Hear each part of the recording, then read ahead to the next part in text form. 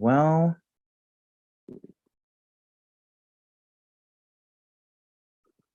Boston. Great. Okay. Good. Look at this. We've got 55 participants so far. Singapore. We got a lot of European Singapore. Wow. Toronto. Yes. Representing. Not that you're biased there, Charles. Not at all. No bias. No bias. All right. Well, I know I got at least one other Cali person with me, so let's see. We got some more. We got some more West Coasters coming in too. Wow, we got every part of the world representing. Yeah, it's fantastic. Nice. Awesome. Georgia in the house. Glad to have everybody. All right. Here. We are excited about New Hampshire. Yes, New Hampshire. Props. Didn't mean for you to feel slighted. Yeah, props to New Hampshire.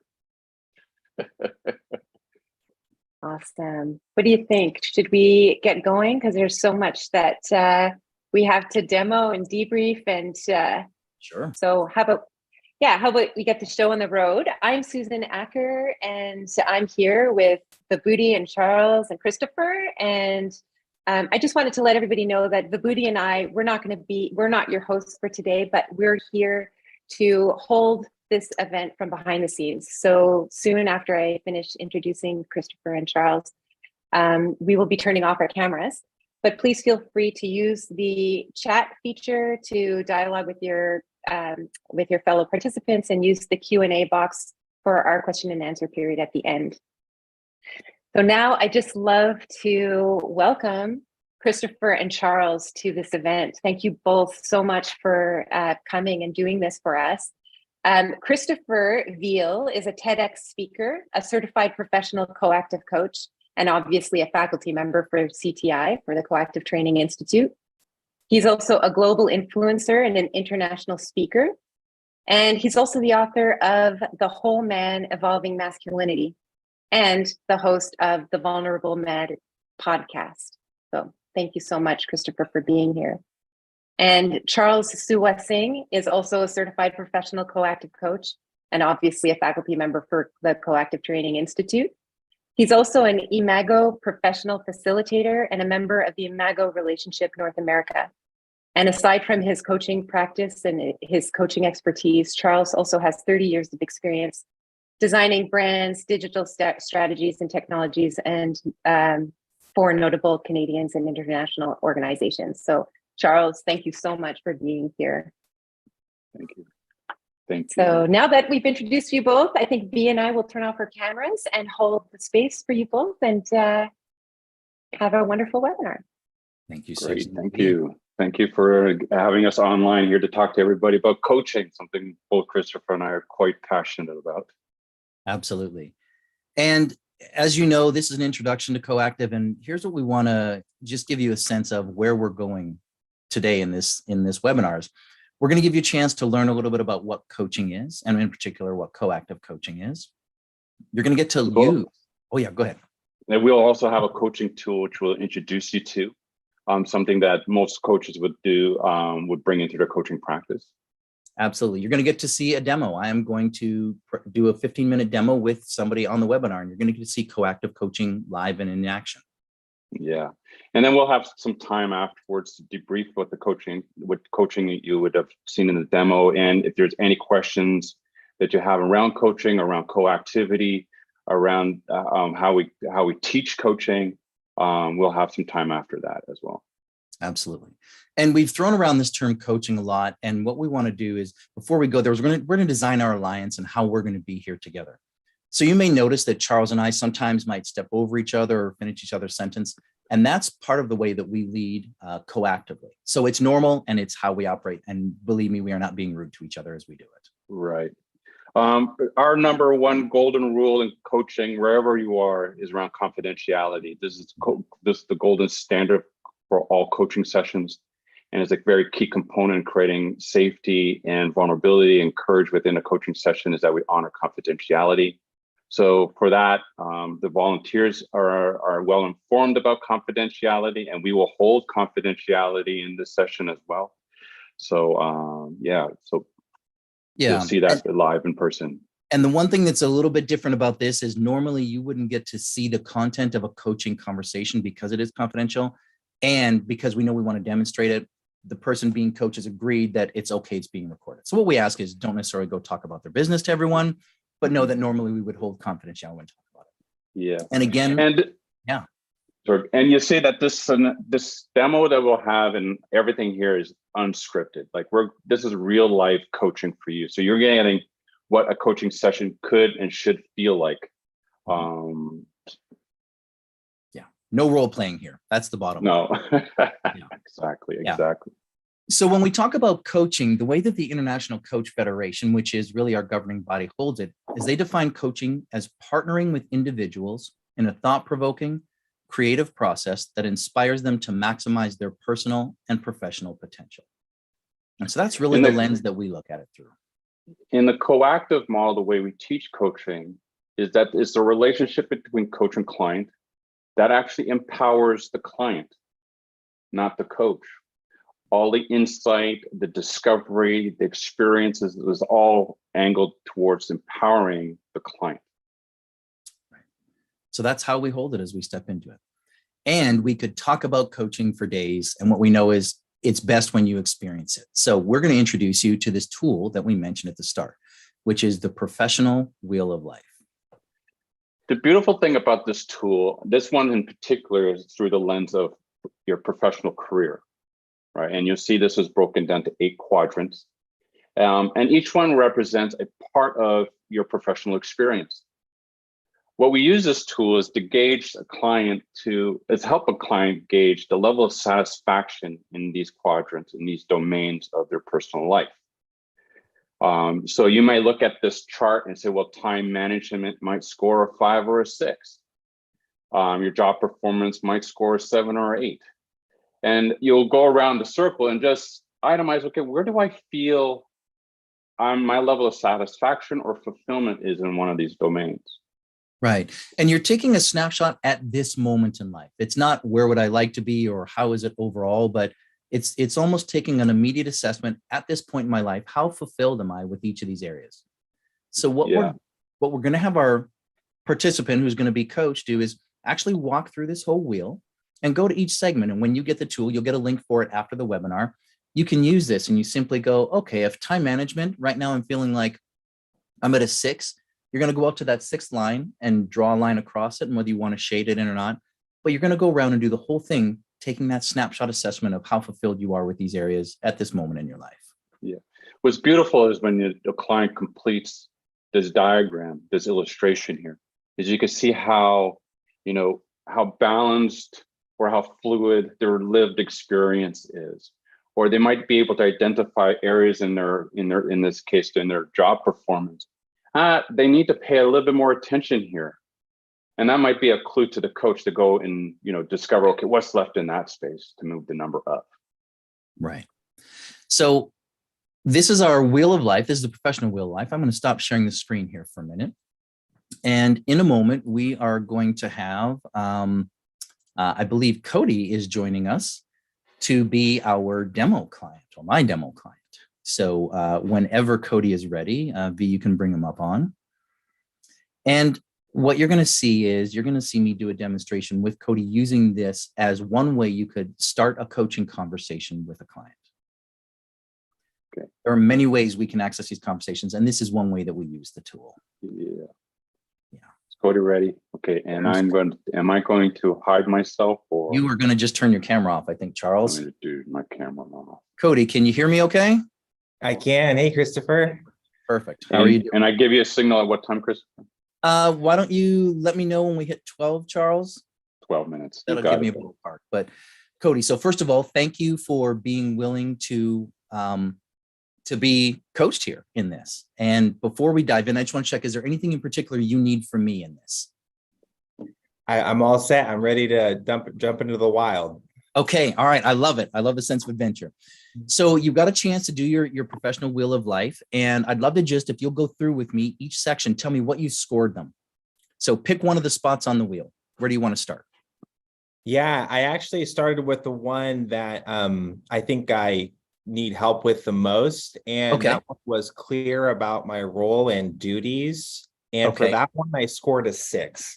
A 6. Okay. So let's do this for a minute. Let's just go around clockwise and tell me what you scored the rest of them. So role and duties was 6. What about team participation? What'd you score that? 7. Okay. And then I don't have the wheel in front of me. So if you could guide Okay. me. So the next one is staying on top of your email and voicemail. So how satisfied are you with, feeling like you're able to do that? 8 or 9. Okay. So that one's a little more. Feeling organized or staying organized? 8 or 9. Okay. And time management. How about that? 8 or 9 on that one too. Okay. I'm pretty good on So that one. number that are up there. Okay. How satisfied are you with your job performance at this point? My performance, that depends on which quarter. This quarter right Okay. now, This moment, yeah. This moment right now, I would say a 6. Okay, a 6. And then being able to be on time with your duties and your projects? 8. Okay. And then getting along with colleagues and or clients? 9 or 10. Okay. So if you were looking at this and you actually kind of connected it, there's some that are out there and there's a couple that are a little bit lower numbers. And what's it like to even just take a moment and look at how satisfied you are with these different aspects? I mean, it was helpful to see the wheel and realize that I could focus on each compartment individually versus one big mess. Okay. Yeah. So here's the thing about it. It's not necessarily that the objective is to get to a 10, because if some of these were a 9 or a 10, I might ask you, so what would an 11 or a 15 or a 30 look like, right? It's about what could more fulfillment look like. And what I heard is you want to focus on your role and duties and getting clarity around that. Is that right? Correct. Okay. So a 6, tell me what a 6 is like for you now. A 6 for me right now is I have some responsibility and power within my role, except I seem to be asking permission to use it. And an example of that would be like, I have a small team and we have this goal and there are relationships we need to steward. And I'm almost like that old movie from, what was it? Anchorman, Ron Burgundy. I'm like giving an order, but like in the form of a question. So it's like, yeah, so we're gonna reach out to these people and see what happens. So what's that feel like when you give that order that's really a question? So I mean, afterwards, I'm like, what the heck? Like, I'm the one that was given this responsibility, and it feels powerlessness. I feel like I actually caused a lot of confusion, even to the people I'm working with, because they're anticipating me to do something and let them know what to do. Yeah, I'm getting the sense that like helping people feel clear or not confused is important to you. Oh, definitely. Yeah. And what's it like when you create confusion? It's uncomfortable. I notice it, and I mean, I think roles are kind of like murky. I think people try to start stepping into responsibilities because they may see an opening that technically isn't there, and then I kind of leave wishing I had a more clear vision or direction for the people I'm working with. Yeah. And if you had a clear vision, what would that give you? I mean, kind of just more short and sweet, where it's like, hey, this is what we need to do. This is why I think you'd be good at it. And let's get going. Yeah. Even saying that though is uncomfortable. So what's uncomfortable about that? I guess telling people what to do is just not my forte. Yeah. What do you notice as you think about that, having to tell people what to do?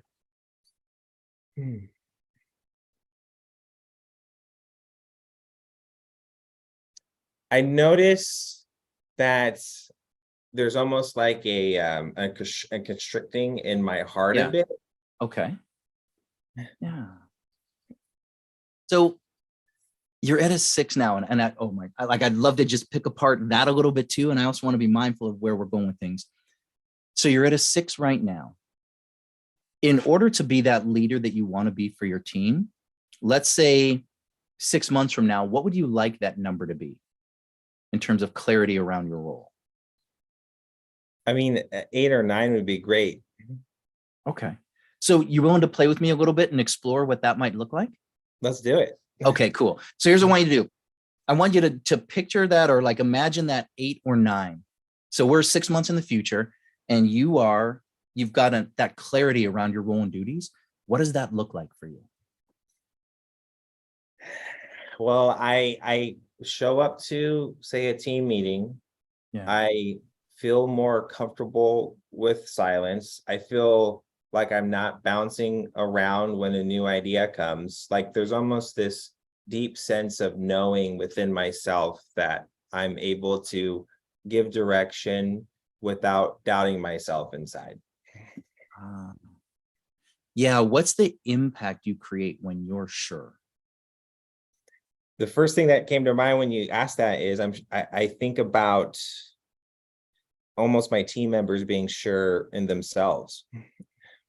Wow. So it almost sounds like you being sure can maybe inspire them to be sure. Definitely. Yeah. What you lit up as you heard that, like, what's that? Well, I definitely find joy when we're all kind of doing, like, finding our unique lane and we're going for it, and there's no like, it makes me I actually thought of a few of my team members not looking confused. Okay. So they're more sure. And what does that give you when your team is sure? I would say like like handling power responsibly and healthily, versus shying away for it or kind of like deflecting it, but kind of stepping into it. It gives me maybe confidence too, and the ability to do my work. Yeah. So again, play with me for a second here, but I want you to just kind of feel that confidence of that 8 or 9, and like, how would you hold yourself? There would just be this, the words that came to me when you said that was like a calming influence. So I would just be present, attentive to what people are saying, and not doubting myself. So I would hold myself with a little more respect. Yeah. I'm just going to throw this out. It feels like there's a little bit of playfulness in you that comes out when you really, I don't know. What is it? You're right on the head. I love having fun. Like if there's I mean, in like cultivating joy with who I work with is I think one of my life's purposes. So I love to kind of just like have fun, maybe a little movement, and not be ashamed to do that. So how would fun show up in that 8 or 9 for you?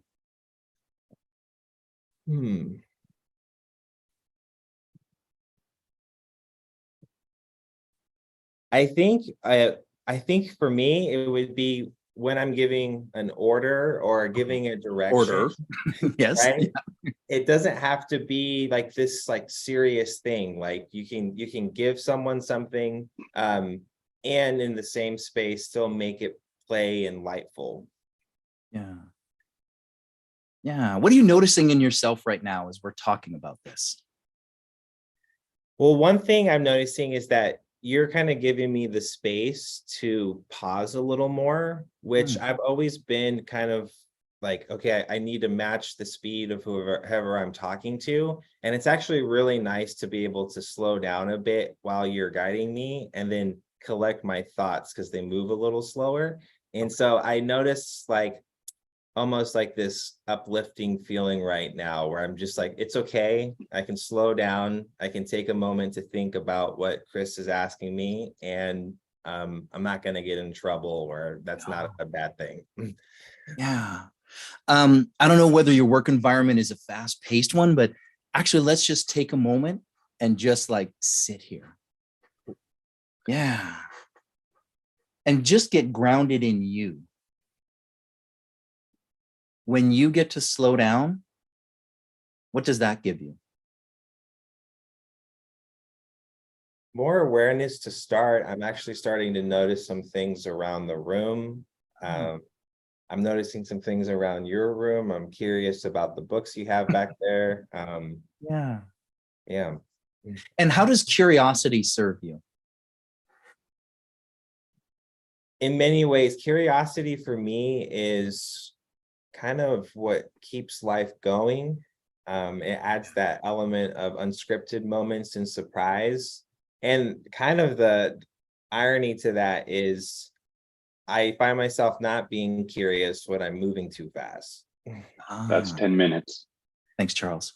You know what? I just gotta say, every now and then you get this like kind of like little smile, and it's just this. There's this like, I don't know if there's this like, it's not playfulness is the word. It's almost like this like, I don't know what it's like, brattiness or this I don't know, what is it that you're noticing as you do that? Yeah, I'm not sure. I'm looking at you when I'm doing this, but the feeling I have is almost this, I can almost describe it by movement, like we're shaping Okay. something together. Yeah. Okay. So shape it. So what does it look like? Like, yeah. What is it? What are you noticing?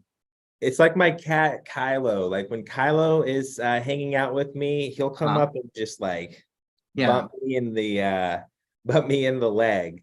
And Yeah. he's kind of just being like a playful tough guy, but like all the love's there. Yeah. Playful tough guy. Yeah. What would it be like for you to bring a little playful tough guy in your role?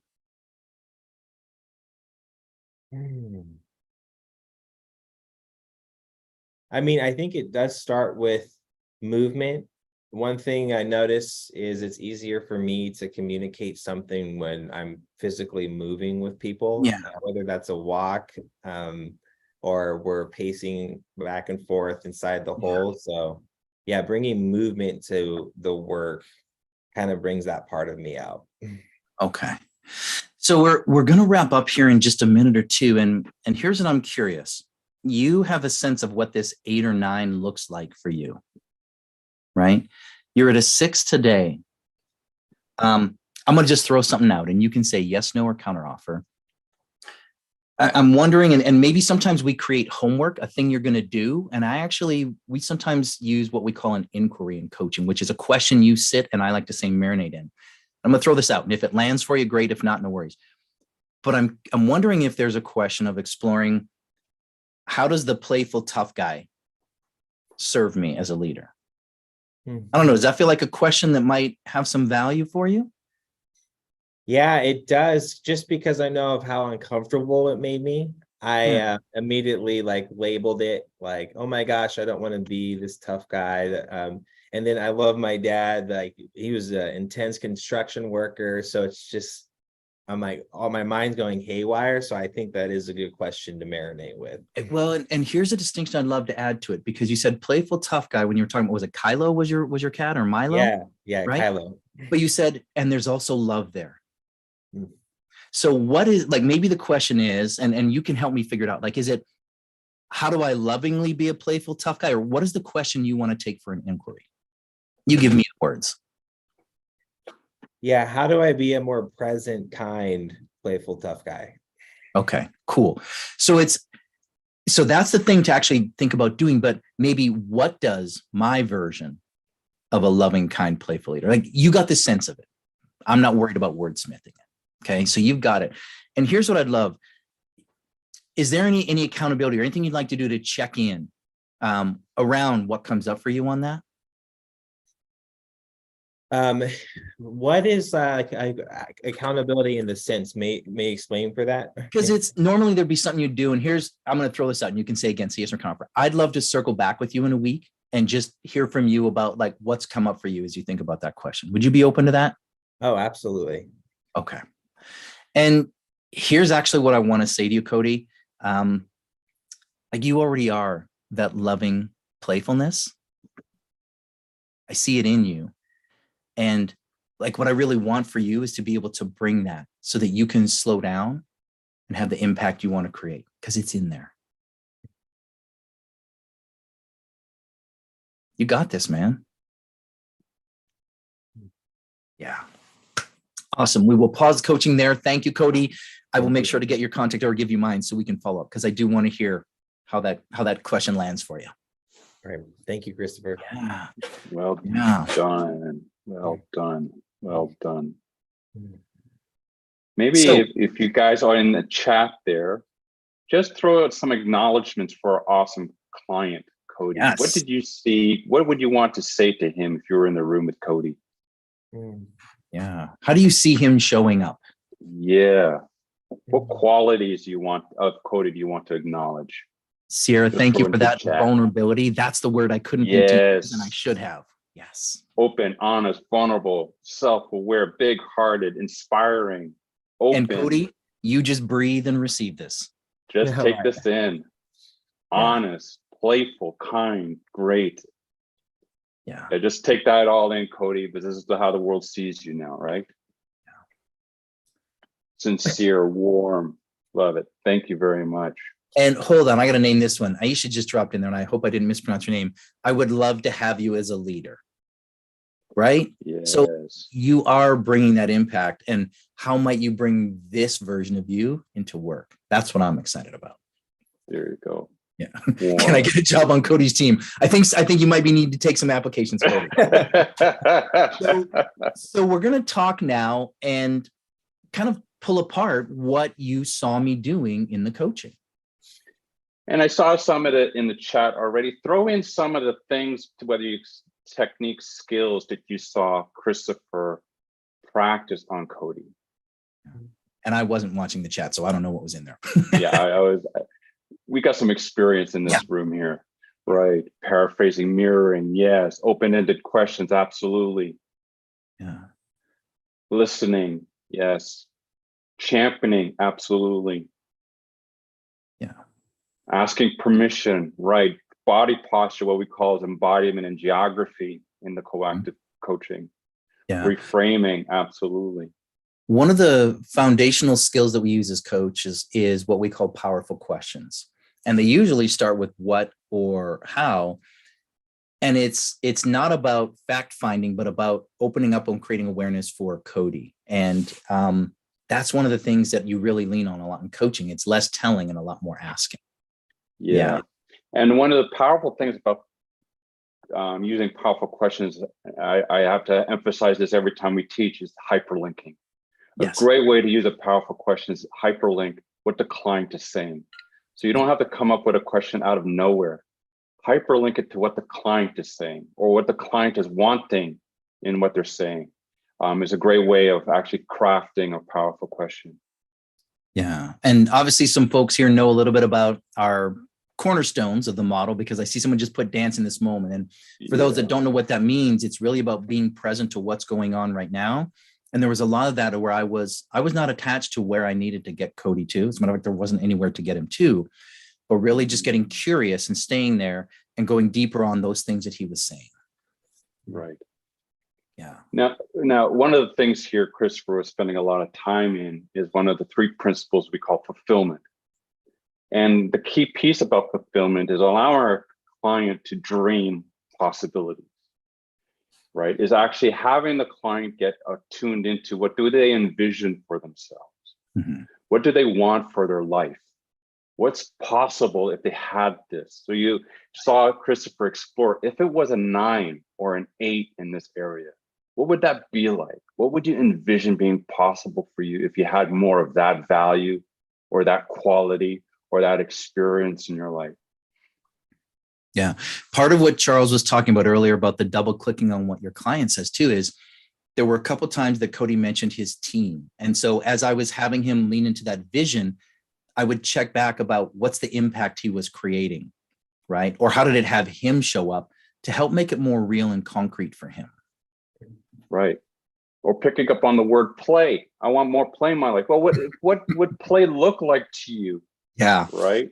No, I think somebody dropped the word mischievous in there, and that's the word I was looking for. Like, you get this little bit of a smile, and I'm like, there's something there, a little impish in it too. So it was, again, playing with it off of what I saw and was picking up from Cody. Yeah. And you're seeing this experience too. You know, one of the contexts of coaching in the coactive model is curiosity, right? Anything we do as a coach is to embody curiosity. It's about wondering out loud what's in this human being that needs just to bring some awareness to. So whether we are asking powerful questions, mirroring, championing, acknowledging them, helping them envision, is from this place of curiosity, wonder, awe. It's like, what else is in this human being that needs to come out? Yeah. Right. Yeah. One of the other cornerstones of collective coaching is that people are naturally creative, resourceful, and whole. And so what I was trusting in through that entire conversation is Cody had his own answers. And even what came in the coaching is there was something about space and being able to slow down. And so I played with that a little bit too, and let him just really slow down so that he could connect with what he needed to. Mm-hmm. Some of the things I saw Christopher doing really skillfully, is helping Cody get in touch with his values, things that were very important to him: connection, play, fun, having an impact. Those types of things we saw Cody thought, yeah, that is important to me. That's what we call as value clarification in our work. When someone is aligned with their values, they're much more effective as leaders, as human beings, and when they're in alignment with their core values. And part of the fulfillment principle is getting them clear on what those values are. Yeah. One other big distinction with coaching is I didn't focus on what was getting in the way of him not being at that 8 or 9. That tends to be more of a consulting or problem solving mode. And that usually doesn't serve our clients. And so there was that curiosity about what he does want and building what we call resonance around that. Yeah. Right on. Yeah. There's other things that I'm sure all of you noticed. I think that people point at the using of metaphors and embodiment and what we call articulating what's going on. Christopher physically mirroring or verbally mirroring what he's seeing in Cody.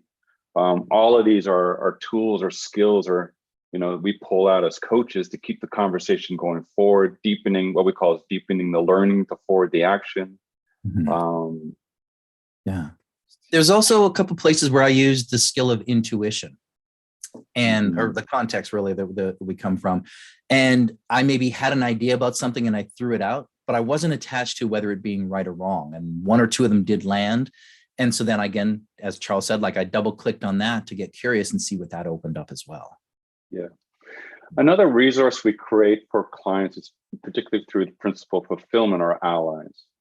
Mm-hmm. And what was cleverly brought up was a metaphor we talked about, I think, was the playful tough guy, which was a really clever metaphor to sort of embody, Cody's energy and about being a great leader. But we could also turn that into an ally, like we said there. Like, how would this serve you? Right. Now it becomes a structure. Now it becomes a resource for Cody to tap into in the future when he's feeling maybe reactive, defensive, or lacking energy. He can tap into this resource of playful tough guy, and up comes all these values and wants and possibilities and experiences once he touches on that ally. So that was a clever way of them turning a metaphor of that playful tough guy into an actual resource for Cody's leadership. Right. And I think that was even a moment where getting him to slow down and take that pause, which he had been hinting at, had him really connect with, and I want to say it was Kylo. I might have gotten his cat's name wrong. Yeah, thank you, Cody. And that even had him realize, what I sensed in there is there's an aspect of him that's being represented by it. So to what Charles was saying, if we had been coaching longer, we might have done some work around. So how can this be an ally? How will it serve you? And that's a resource for him in the future too. I would just like to ask that you put it in chat. Like, what are things that you acknowledge in Christopher's coaching? Or what else did you see? Yeah. And just throw a few words in chat. What would you want to acknowledge or appreciate in Christopher's coaching?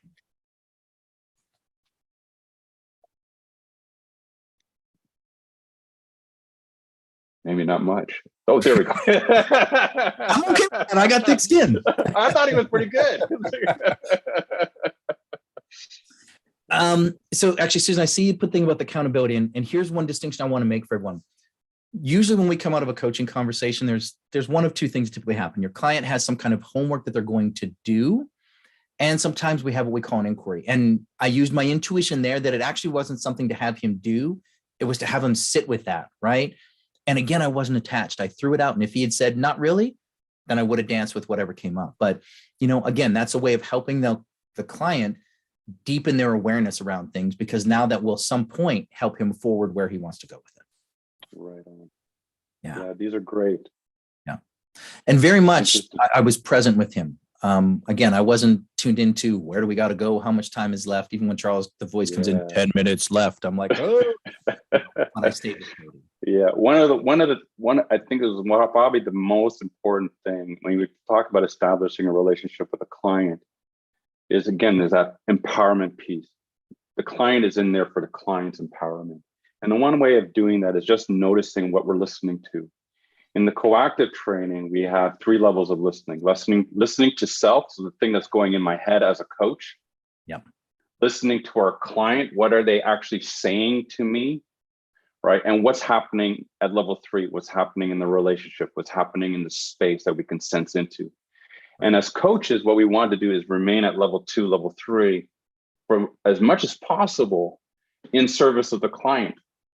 We may go to level 1 just to notice, like, maybe there's something here that I might have to blurt out to the client, but it doesn't serve a coach if we're always stuck in level 1 listening to what's going on in my head.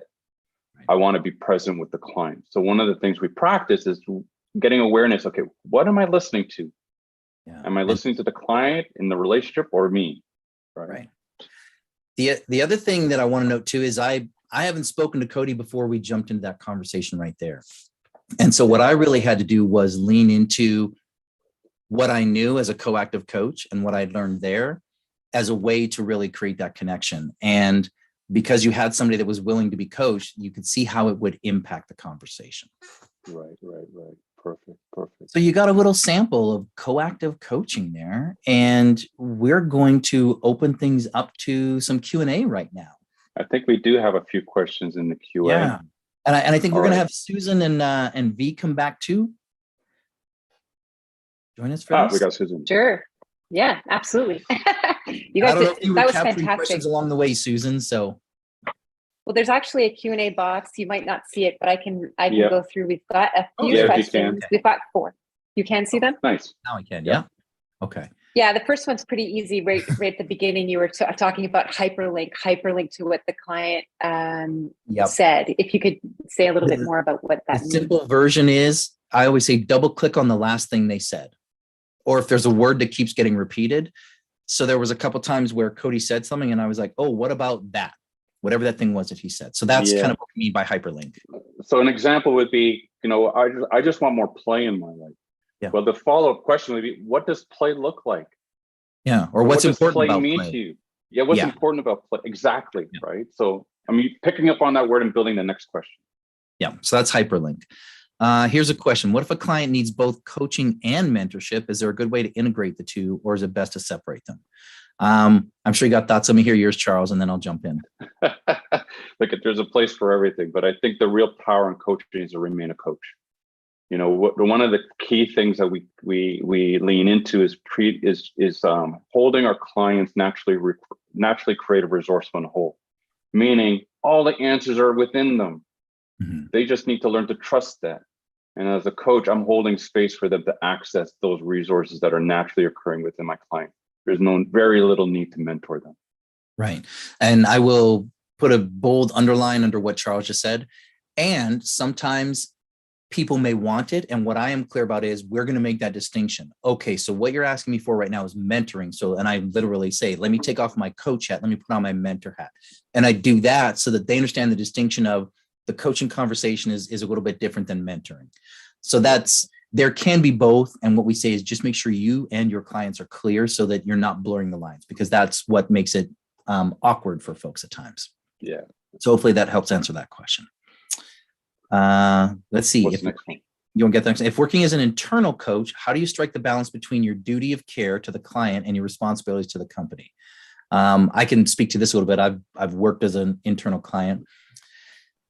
It's important, I think, with that to when you're designing the alliance up front, not just with the organization, but with the people being coached, what are the responsibilities?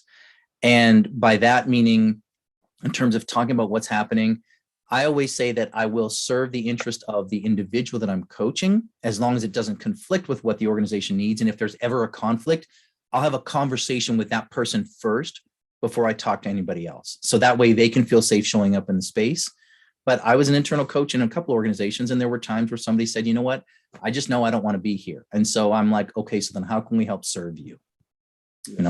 Yeah. Anything you'd add, Charles? I don't know if you've done any internal No, coaching. look at you work with clients and within organizations long enough, you get to know the culture and the people inside them. The key thing, and this is not only from a coactive perspective, from an ICF perspective, is confidentiality is first and foremost the golden rule. Yeah. But then also be aware of the ethics around coaching, and where things like conflict of interest arise. There are ways of handling those in a way that is ethical. Yeah. So just know what the code of ethics is around coaching, and that should be more than enough to guide you. Yeah. Okay, Joanne asked a question. What are some ways to develop the quality of presence as a coach, especially as you prepare for the session ahead? How do you prepare? Or what do you do to develop presence? For me, I take a minute between sessions just to clear my head and to reflect on who I'm going to coach next. I remove all distractions from me, so I am focused on my client. Distractions, emails, all those stuff, that I get rid of those so I can maintain that focus on my client first and foremost. Yeah. I would say the only thing I'd add is it takes practice. Mm-hmm. For some people, it comes more natural. For others, it becomes work. And the more you practice it, the easier it is to be present. And I'll say one thing that helped me is I was able to let go of early on trying to figure out where am I going to get them or how am I going to help solve this? And that helped me really be present to where they were as opposed to where do we need to get to. Yeah. Some of the skills that you'll learn in the coactive model is around self-management. How do I manage my own self, my own emotions, my own thoughts during a coaching session? So you'll learn what the quality of self-management is. But also when we spoke earlier about the levels of listening, 1, 2, and 3, is just being mindful of where are you listening at, right? Mm-hmm. And those two tools for me help me stay grounded and present with my client. Yeah. Okay, somebody asked a question about, can you share more about feed forwarding? But I'm not sure what that is. Somebody else dropped that term in the chat, so I'm not sure. Do you know what feed forwarding is, Charles? Oh, you know what? I saw this pop up. I think when I said deepen the learning and forwarding the action. Oh, okay. Right? Yeah. So what we want to do in coactive coaching is really get the client to learn more about who they are. It's very easy for clients to want to get to the solution, want to get to the end. But we bypass a lot of rich learning about who we are and building that self-awareness and self-authority. So what we want to do is keep the client in that place of curiosity to learn more about who they are, have those moments of transformations just naturally occur, and then design those actions from that. So when we say deepen the learning, is get in there and explore and have that then inspire, what action do you want to take now? What's next for you? Right. It's very easy for us in our culture right now to jump to the result, the doing. Part of our coactive coaching is getting present in the being. How are we showing up in this moment? Yeah, one other thing that's a distinction with coaching is usually a lot of the shift happens for your clients in between the coaching conversations. Sometimes we build this narrative of, I have to have my client have this major aha moment in each call, and that may or may not happen. But usually between the calls is when I like to say they marinate in things a lot more. And that's when the needle really starts to move. So you'll often see, you'll get off a call with a client, and when they come back the next time, a week or two later, they're like, oh, wow, here's this thing that happened, or here's what I did because of that. And so that's another thing that I love about coaching is they get to do more work on it and cook in it as time goes on. Right on. Yeah. What else? Here's a question. There were a number of questions, a number of people that just want to know what the difference is between coactive coaching and other models of coaching. So it'd be great to just talk about that a little. Ours is just the best. That's it. Here's the thing I'll say, because I haven't trained in a number of other coaching modalities. What I will say is what drew me to coactive. That's where I can answer this question from. And one of the things that I loved is it not just taught me skills that I could use as a coach. I actually consider these relationship skills. And so there's another question kind of asking about where do you use it? Becoming a coactive coach changed the way I show up as a father to my daughter. Now, I don't coach my daughter, but I show up in different ways and I have a lot more curiosity, and our conversations have shifted because of it. And so I really say, even though we're teaching you how to be coaches, we're teaching you relationship models that help you to be in relation with anybody and show up more authentically as yourself. So that's what I'll say. And to add to what Christopher's saying, like I've experienced other coaching models that are much more action oriented, much more competency based, specifically around leadership and how to lead. But what they miss out is, and it's what's essential to coactive, and to build on what Christopher's talking about, is how do we show up? How do we be better human beings? How do we be better leaders? How do we be better in relationships? So that being aspect is a distinction in the coactive model. It's not so much just driving to actions, because there's a lot of ways to drive to action. But the one thing that we do emphasize on in the coactive is developing that sense of self-awareness and inner sense of self-authority, so we can show up in all relationships much more effectively. It's not just about getting more stuff done. Yeah. The coactive model. Go ahead. Sorry, I'll just say a few things. The coactive model, coactive stands for co is the being and active is the doing. And so they're equally important. And so that's what coactive is about. And the coactive model is proprietary to the Coactive Training Institute. So that is one of the biggest differentiators between CTI's training and other training. And I just say, aside from the coactive model, another thing that I've heard a lot of people say that's very different from other schools is when you come in to learn, it isn't a lecture. It isn't, you aren't being given a book to read. You are in a course room. There are two leaders just like this. So you've kind of experienced a little bit of what it would be like to be in a coactive training room. And it's super experiential. Like right from the get-go, you're coaching. You learn a skill, you coach.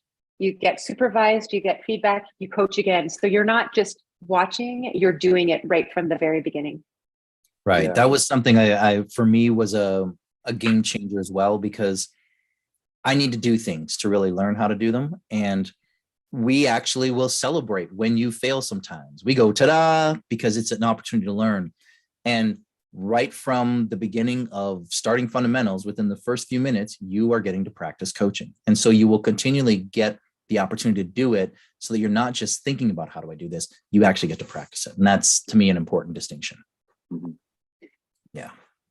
Okay, I think we probably answered that. And as you can tell, we're fans of CTI and coactive. Yeah.